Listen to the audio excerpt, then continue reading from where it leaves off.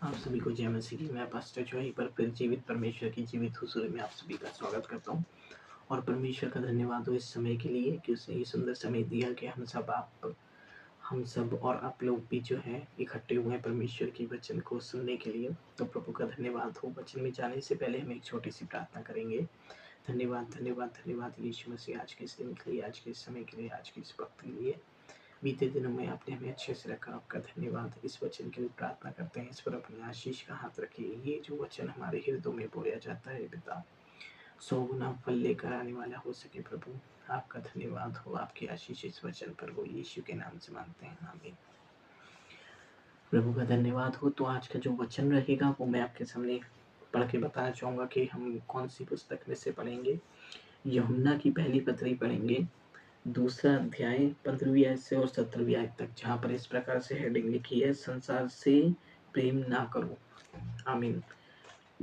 आज जो हम जानेंगे वो 3 बातें जानेंगे। इसमें स्पेशल वचन जो रहेगा परमेश्वर की ओर से, जो मैं आपके बीच में बांटूंगा। पहली बात रहेगी परमेश्वर ने क्यों मना किया है कि संसार से प्रेम ना करो। दूसरी बात जो रहेगी वो रहेगी कि संसार में ऐसी कौन सी चीज़ें हैं जिसके लिए परमेश्वर ने मना किया है कि हमें उन चीज़ों में नहीं फंसना है। तीसरी जो अंतिम बात रहेगी, हमें पृथ्वी पे क्या चीज़ ढूंढनी है। ठीक, क्या चीज़ को ढूंढना है, तीसरी बात ये रहेगी। तो मैं आपके सामने पढ़ना चाहूँगा। पहले आपको पूरा पढ़ के सुनाऊंगा। तुम ना तो संसार से और ना संसार में की वस्तुओं से प्रेम रखो। यदि कोई संसार से प्रेम रखता है तो उसमें पिता का प्रेम नहीं है, क्योंकि जो कुछ संसार में है, अर्थात शरीर की अभिलाषा और आंखों की अभिलाषा और जीविका का घमंड, वह पिता की ओर से नहीं परंतु संसार ही की ओर से है। संसार और उसकी अभिलाषाएं दोनों मिटते जाते हैं, पर जो परमेश्वर की इच्छा पर चलता है वह सर्वदा बना रहेगा। आमीन। तो पहली बात, हमें संसार से क्यों प्रेम नहीं करना है, सुनिए। तुम ना तो संसार से और ना संसार में की वस्तुओं से प्रेम रखो। ठीक, परमेश्वर ने इस बात को बताया कि हमें संसार से किसी वस्तु से प्रेम नहीं रखनी, हमें संसार से प्रेम नहीं रखना है। क्यों? यदि कोई संसार से प्रेम रखता है तो उसमें पिता का प्रेम नहीं है। आमीन। क्योंकि उनमें पिता का प्रेम नहीं है, समझ रहे हैं। और वो लोग जो हैं इन चीज़ों की, वो जो संसार से प्रेम रखते हैं वो उनमें पिता का प्रेम नहीं है, समझ रहे हैं। मैं आपको क्लियर बता दूं, आपने बहुत से ऐसे व्यक्ति देखे होंगे, बहुत सी ऐसे लोग देखे होंगे जो लोग जो है संसार की अभिलाषाओं में लॉलीन हो जाते हैं, जैसे कि दारू, नशा, गुटखा इत्यादि कुछ भी है, शराब, ये सारी चीज़ें, ठीक है। और भी सारी चीज़ें हैं जिसमें लोग लॉलीन हो जाते हैं, और उन चीज़ों के कारण अगर उन्हें वो चीज़ें ना दी जाए तो वो लोगों से छीनने लगते हैं और क्या करने लगते हैं, इस तरीके से लड़ेंगे, किसी का चोरी चकारी करने लगे, किसी का हाथ पाथ तपाई करने लगे, सर फाड़ देते। क्यों? परमेश्वर इनसे बता रहे क्योंकि उनमें परमेश्वर का प्रेम नहीं है, समझ रहे हैं। इसलिए संसार से परमेश्वर कह रहा है कि तुम प्रेम ना रखो, ना ही उसमें की वस्तुओं से प्रेम रखो, क्योंकि वो व्यक्ति जो आपके सामने लड़ मर रहे हैं उन चीज़ों के लिए, उनको देख के ही समझ जाओ कि परमेश्वर ने बोला है कि अगर तुमने उन चीज़ों से प्रेम रखा तो तुम भी उनके जैसे बन जाओगे और उनके जैसा कष्ट, उनके जैसे दुख, सारी चीज़ें उठाओगे, क्योंकि वो नहीं जानते वो क्या कर रहे हैं।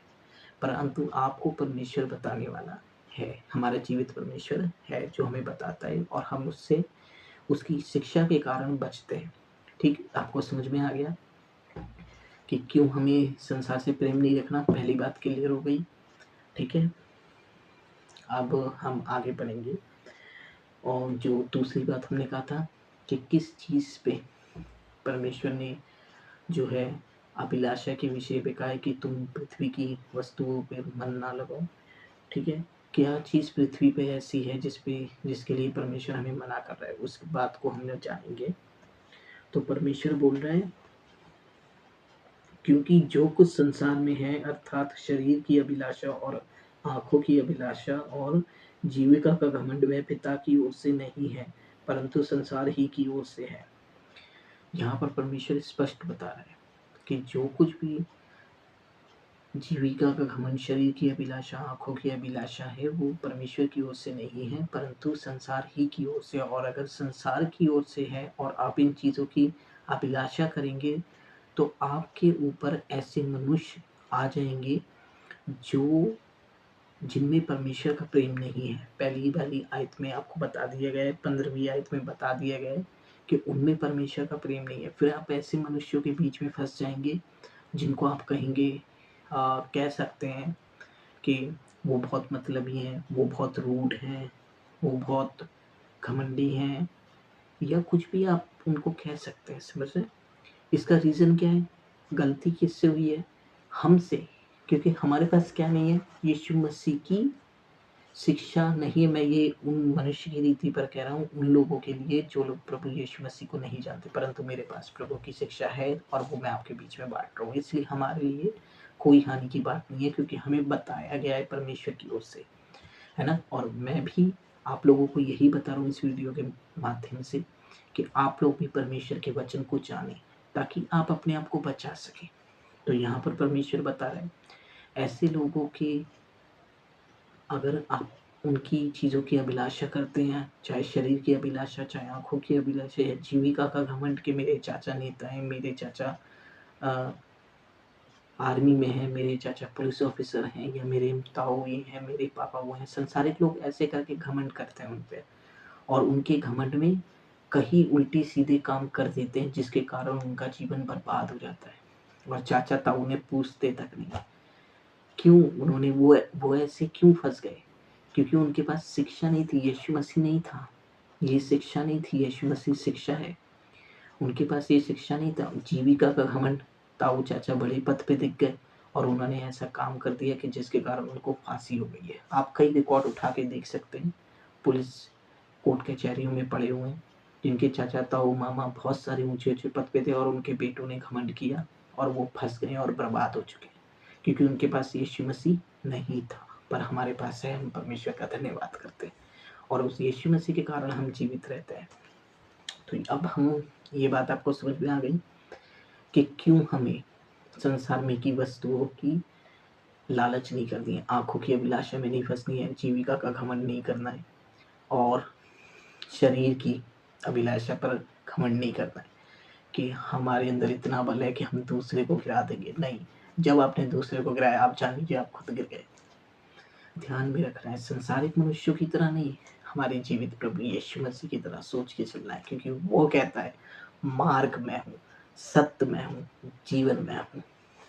और ये जो परमेश्वर की शिक्षा है, ये मेरे अंदर से इस शिक्षा को बोल रही है, क्योंकि यीशु मसीह है ये शिक्षा, और इसी में लिखा है और यही मैंने खाया है और यही मैं आपसे बोल रहा हूँ कि ये परमेश्वर का वचन कहता है, जीवित यीशु मार्ग मैं हूँ ये बता रहा है, मार्ग मैं हूँ, सत्य मैं हूँ ये बता रहा है, जीवन मैं हूँ ये बता रहा है। उनके पास जीवन नहीं था, चाचा ताऊ मामा के बहकावे में चले गए, घमंड कर लिया, मेरे 10-10 भाई हैं, मेरे 2-2 3-3 4-4 हट्टे कट्टे भाई हैं, और पता चला लड़ाई झगड़े में चले गए, डेथ हो गई। क्यों? रीजन यीशु मसीह नहीं है, यीशु मसीह नहीं है। जीविका की अभिलाषा में फंस गए, भाइयों के धोखे में फंस गए, आंखों की अभिलाषा में, शरीर के बल पर घमंड कर लिया कि मैं 10 को गिरा सकता हूँ, पर ये भूल गए कि वो खुद भी गिर सकते हैं। याद रखिए, अगर आपके पास शिक्षा नहीं है आपके पास जीवन नहीं है, अगर आपके पास यीशु मसीह नहीं है आपके पास जीवन नहीं है, अगर आपके पास यीशु मसीह नहीं है आपके पास मार्ग नहीं है बच निकलने का, अगर आपके पास यीशु मसीह नहीं है तो आपके पास सत्य नहीं है। मैं क्लियर और स्पष्ट रीति से बता दूं, क्योंकि शिक्षा कोई भी मनुष्य आपको ऐसे नहीं दे सकता जब तक के शिक्षा की पूरी नॉलेज उसे ना हो। और सिर्फ परमेश्वर है जिसे पूरी नॉलेज है, और वो पृथ्वी पर आया यीशु मसीह का रूप धारण कर कर और उसने वो ये शिक्षा दी। तब मैं ये आपको दे रहा हूँ, बिल्कुल सेहत में, बिल्कुल फ्री में। अब हमें तीसरी बात पे बात करेंगे, जिसपे परमेश्वर ने कहा है कि मनुष्य को उस पर मन लगाना चाहिए, जिससे मनुष्य जीवित रहेगा। तीसरी बात, संसार और उसकी अभिलाषा तो दोनों मिटते जाते हैं। परमेश्वर कह रहे हैं, 16वीं आयत से पढ़ता हूँ, क्योंकि जो कुछ संसार में है, अर्थात शरीर की अभिलाषा और आंखों की अभिलाषा और जीविका का घमंड, जो मैंने बताया चाचा मैं बताओ, वह पिता की ओर से नहीं है। पिता की ओर से नहीं है, समझ गए? पिता की ओर से सिर्फ शिक्षा होती है। अगर उसका बेटा कोई गलत काम करता है ना, छड़ी उठा के मारता है वो, कि नहीं बेटा ये गलत है। ताऊ चाचा मामा की तरह बढ़ावा नहीं देता कि जा बेटा मर जा। समझ रहे? प्रेम कहते हैं इसे, प्रेम है, अपने बच्चे को बचाना चाहता है, इसलिए वो छड़ी से मारता है, ये है पिता। पर अगर जो बचाना नहीं चाहता वो आपको कहेगा, अरे मेरा बेटा शेर है, अरे मेरा बेटा 10 के बराबर है, मेरा बेटा 10 को झेल लेगा, मेरा बेटा, उससे क्या होगा? वो इसलिए नहीं है कि वो आपकी बड़ाई कर रहा है, इसलिए ताकि आप गड्ढे में गिरो जाके, जो कि हजारों लोग पड़े हुए हैं। और यकीन नहीं आता तो आप जाके थानों में देख लीजिए, कितनों के सर फटे हैं और कितनों के मर्डर हुए हैं, कितनों की जानें जा चुकी हैं, क्योंकि उनके पास यीशु मसीह नहीं था। अगर आप अपना जीवन चाहते हैं तो यीशु मसीह कहता है जीवन मैं हूँ, यीशु मसीह कहता है कि सत्य मैं हूँ, यीशु मसीह कहता है कि मार्ग मैं हूँ, है ना? तो अब हमें किस चीज पे मन लगाना है पृथ्वी पे, हम किस लिए भेजे गए हैं? सुनिए, 16वीं आयत मैंने पढ़ दी आपके सामने, जीविका घमंड पिता की ओर से नहीं है परंतु संसार ही की ओर से है। संसार और उसकी अभिलाषाएं तो दोनों मिटते जाते हैं, परंतु जो परमेश्वर की इच्छा पर चलता है वह सर्वदा बना रहेगा। आमीन। यहाँ पर स्पष्ट कर दिया गया है कि अगर आपने संसार की अभिलाषा पर, आंखों की अभिलाषा, जीविका का घमंड और शरीर की अभिलाषा पर मन लगाया कि मेरे चाचा है, मेरे ताऊ है, मेरे मामा है, तो ये सब मिटते जाते हैं। वो जो लड़के मरे वो इसीलिए मरे क्योंकि उन्होंने मन किस पे लगाया? उन मनुष्यों पर जो मिटने वाले थे। समझ रहे हैं? उन मनुष्यों पर मन लगाया और वही हुआ, क्योंकि उन्होंने ऐसे जने पे मन लगाया जिसके कारण वो खुद ही मिट गए। क्यों मिट गए? क्योंकि उन्होंने संसार पर मन लगाया।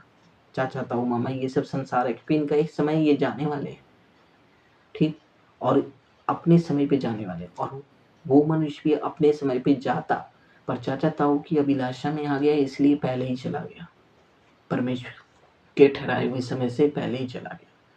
क्यों? क्योंकि शैतान उसको निकल गया। रीजन क्या था? परमेश्वर का वचन क्लियर बताता है यीशु मसीह कि जिन लोग, परमेश्वर कहता है मेरी प्रजा इसलिए नाश हो रही है क्योंकि उसके पास ज्ञान नहीं है, इसलिए मेरी प्रजा नाश हो रही है। और वो जवान लोग इसीलिए नाश हुए क्योंकि उनके पास शिक्षा नहीं थी, यीशु मसीह नहीं था। अब हमें जिस चीज पे मन लगाना है वो ये है, संसार और उसकी अभिलाषा तो दोनों मिटते जाते हैं, पर जो परमेश्वर की इच्छा पर चलता है वह सर्वदा बना रहेगा। आमीन। परमेश्वर में जो मन लगाएगा वो सदा बना रहेगा, सदा सर्वदा बना रहेगा। आमीन। इस बात को आप ध्यान कर लीजिए। देखिए, मेरी कल्पना आपकी भलाई की है। मैं ये नहीं चाहता कि आप भी उन लोगों की तरह नाश हो जो संसार की अभिलाषों में फंस कर मर जाते। मैं चाहता हूँ आप जीवित रहें। मैं खुद जीवित हूँ परमेश्वर के कारण, और मैं इन अभिलाषाओं से निकला हूँ। मैं आपको अपने फ्रेंड्स की बात बताता हूँ। जब मैं संसारिक रीति पर चलता था, और मैं 23 साल की उम्र में यीशु मसीह में आया हूँ, जबकि मैं बचपन से क्रिश्चियन था। मैं जानता ही नहीं था कि यही परमेश्वर है। 23 साल की उम्र में मेरे को पता चला कि यही जीवित परमेश्वर है। जब वो मेरे सामने जिंदा प्रकट हुआ, तब मैंने उसको अपनी आंखों से जीवित देखा। तब जाकर मेरे को परमेश्वर ने मेरी बुलाहट दी। 23 साल की उम्र में मुझे बुलाहट मिली। मैं आपको बताता हूँ मेरे साथ क्या हुआ था। मेरे फ्रेंड्स थे, और हम लोग जो है, मेरे फ्रेंड्स काफ़ी पैसे वाले थे और गाड़ी वाड़ी सब उनके पास थी। तो ये लगा लीजिए वो लोग डोमिनोज में गए, तो थोड़ा सा वो लोग शरीर से भी अच्छे थे, मेरे से हाइट से हट्टे-कट्टे तगड़े थे। तो मेरा शोरूम डोमिनोज़ के सामने ही था, जहाँ पर मैं काम करता हूँ।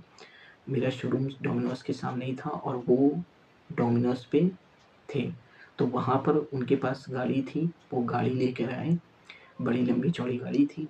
तो वहाँ पर उनको 2 लड़के अंदर बैठे थे गाड़ी के, जो मेरे दोस्त थे। तो मैं उनको वहाँ पर देख रहा था। तो वहाँ पर क्या हुआ कि कुछ लड़कों ने बोला कि गाड़ी साइड में ले लो, पर उन्होंने कहा कि अभी ले रहे हैं, या कुछ भी ऐसा बात हुआ। तो वो लड़के भी जिन्होंने बोला साइड में ले लो, उनके पास भी जीविका का घमंड था और मेरे दोस्तों के पास भी जीविका का घमंड था। पर परमेश्वर ने मुझे कैसे बचाया। उन्होंने उनके बीच में कहा सुनी हुई, तुरंत एक लड़के ने गाड़ी में से, मेरे ही किसी दोस्त ने, उस लड़के के सर पे हेड पंप मारा, हवा भरने वाला पंप मारा, और उसके खून निकल गया वहीं पर। और वो लड़के बुला लाया वहाँ से, और उनके दोनों भाई थे जो गाड़ी में बैठे थे, और दोनों मेरे फ्रेंड थे अच्छे। हम लोग करीब काफ़ी लंबे टाइम से फ्रेंड थे। तो वहाँ पर वो लड़के बुला लाया, तो उनमें से एक जना स्टायर गन लेकर आ गया डोमिनोज पे, और मैं उसको देख रहा। तो मेरा जो बॉस था शोरूम में, जो वो मुझसे बोला कि उनकी लड़कों की डोमिनोज में बहुत तुड़ाई, उनके खूनम खून हो गए, उनको इतना मारा गया, इतना मारा, और बहुत बुरी तरीके से उनके खूनम खून कर दिया, और उनको बुरी तरीके से लड़के उनके चिपट गए डोमिनोज के बाहर। और वो जो आदमी आया था स्टायर गन लेके, उसने उसके स्टायर गन जो है वो लगा दी, चलाई नहीं, लगा दी, है ना। तो मेरा बॉस मेरे से कहता है, क्या कहता है कि तेरे दोस्त हैं, जाके उनको बचा। तो वहाँ पर परमेश्वर ने मेरे को एक ऐसी बुद्धि और ऐसी समझ दी, वहाँ पर अपने आप मेरे मुँह से निकला, पवित्र आत्मा ने कहा कि नहीं, ऐसे कामों के लिए मेरे दोस्त नहीं है।